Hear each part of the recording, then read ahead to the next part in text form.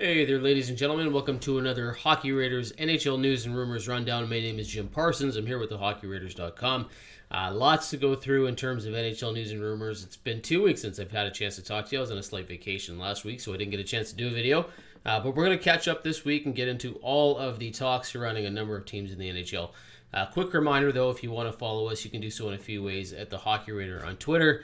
You can go to thehockeyraiders.com, a Facebook page, The Hockey Raiders. Sign up for the morningskate.io newsletter and get all of your news and rumors on the YouTube page as well. All right, let's get right into some of the bigger stories. There's lots of talk surrounding the Edmonton Oilers this week. They continue to lose. Things are not going well. Leon Draisaitl has a run-in with the media. The team gets blown out by the Florida Panthers in the third period after playing a decent first period. They're in some games. They're way out of some games. It's just not looking good, and there's talk of a ton of change in Edmonton, including Dave Tippett might be on the hot seat. Ken Holland might make a move, although he said that he's not going to add a rental. We don't really know what's happening in Edmonton, but we do know that if they don't win against the Calgary Flames on Saturday night, there's probably change that's going to be imminent. Could be roster change, could be coaching change. Glenn Gulletson would probably be the most likely person to take over on an interim basis.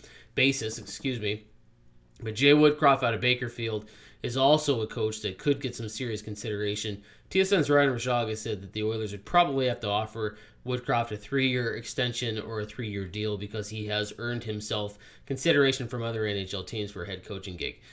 As far as the moves the Oilers will make, don't expect anything major. They're still waiting on Evander Kane. His people say that that's probably going to be something that sorts itself out by Monday or Tuesday. They're very confident the NHL is not going to find that he did anything wrong and that he'll be free and clear to sign with somebody else. The Oilers are the favorites at this point. It sounds like a deal might be done around the $1.25 million range, but there's a couple other teams still in this talk, and maybe Kane will consider them. He did some interviews, just sort of waiting to hear what happens with the NHL, and we should know that Monday or Tuesday of this coming week.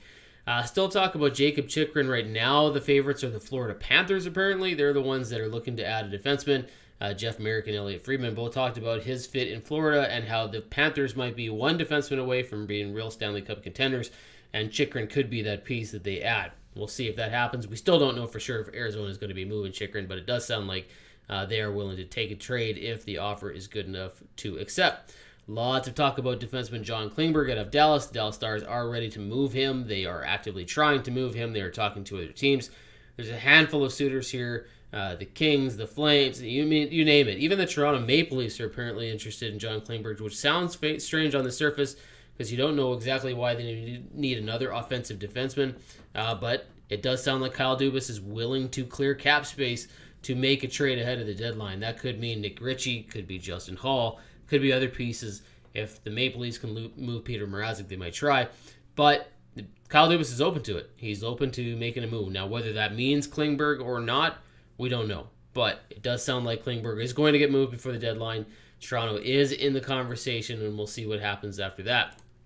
Lots of talk still about Jaroslav Halak, goaltender out of Vancouver. The Canucks are said to not be actively trying to shop him, or any player for that matter, but they are taking phone calls, and they are open to the idea of moving Halak prior to playing 2 more games where his bonus would kick in on a 10 games played bonus that he signed when he signed his no move clause, by the way, with the Vancouver Canucks. So if they can trade him, they probably will. The Oilers are probably said to be interested because they need to upgrade their goaltending, but Halak is not said to want to leave Vancouver, so we'll see if this trade does happen. I suppose the only thing the Canucks could do at this point is threaten to not play Halak so he doesn't get those 2 additional games, so he doesn't get his bonus, which is almost double his salary for the year.